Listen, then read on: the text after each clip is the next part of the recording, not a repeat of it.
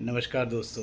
1918वें लेख में अवधपुरी बेल भोपाल से चैत्र नवरात्रि के दूसरे दिन आप सभी स्नेहीजनों को शुभकामना के साथ अवधपुरी बेल भोपाल से जय श्री कृष्ण के साथ श्री गणेशाय नमः। दोस्तों, आज का विषय है तनाव का प्रभाव नहीं, निन्यानवे ढूंढें। पहले संयुक्त परिवार रहते थे, तब परिवार के किसी भी सदस्य पर तनाव की छाया बहुत कम दिखाई पड़ती थी। किंतु जब से संयुक्त परिवार खत्म हुए, प्रत्येक परिवार में यह दोषारोपण सामान्य है कि व्यक्ति विशेष के तनाव का असर संपूर्ण परिवार पर पड़ रहा है। आज इसी को रेखांकित करने का प्रयास किया है। त्योहार का मानना है, घर परिवार और दोस्त ही जब यह शिकायत करने लगें कि इस व्यक्ति के कारण या व्यवहार के कारण हमें परेशानी हो रही है, तो यह परिवार और दोस्तों द्वारा जिम्मेदारी से भागना ही तो कहा जाएगा। अगर कोई करीबी व्यक्ति तनाव में है, उसके व्यवहार पर हंगामा करने और परिवार के वातावरण को तनावपूर्ण में वृद्धि करने के बजाय तनाव वाली स्थिति से पारिवारिक परिवेश को बचाना ही मुख्य उद्देश्य होना चाहिए। तनावग्रस्त व्यक्ति के कुछ लक्षण की सूची बनाइए जो निम्न प्रकार से है। तनाव से ग्रसित व्यक्ति बेचैन रहता है, बिना वजह गुस्सा करने लगता है, अचानक चुप हो जाता है, उसे लोगों से मिलना अच्छा नहीं लगता, वह अपने आप को थका थका सा महसूस करता है, जल्दी जल्दी बीमार पड़ने लगता है, चिड़चिड़ा हो जाता है।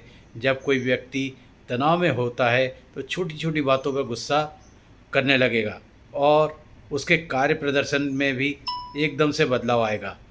स्कूल, दफ्तर या घर के काम पर भी असर पड़ने लगेगा। तनाव से ग्रसित व्यक्ति दोस्तों गुमसुम भी हो जाता है, वह सार्वजनिक जीवन से दूर रहने लगता है, किसी विषय को लेकर एकदम झगड़ पड़ता है। उदाहरण के लिए, अगर आपने तनाव से ग्रसित व्यक्ति का कोई सामान ले लिया या छू लिया, तो वह उसी बात पर झगड़ा शुरू कर सकता है और इतना उग्र हो जाता है कि पारिवारिक सदस्यों के बीच मारपीट या स्थायी मनमुटाव की परिस्थिति भी निर्मित हो सकती है। तनाव का दुष्परिणाम भी होता है दोस्तों।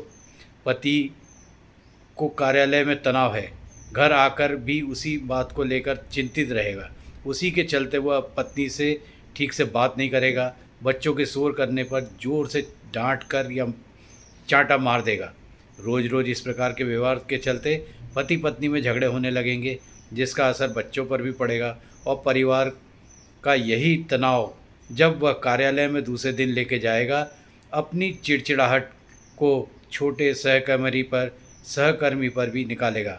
संभव है वो अपने प्रिय मित्र से भी झगड़ा कर ले।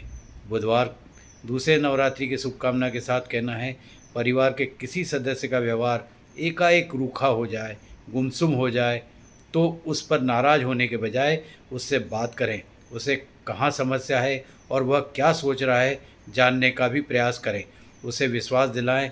और त्यौहार का तो यहाँ तक अनुरोध है कि सबसे ज़्यादा ज़रूरी परिवार में उसकी परेशानी का सबको आभास रहे, साथ ही वास्तविक रूप से उसकी मदद करने के लिए तत्पर रहे।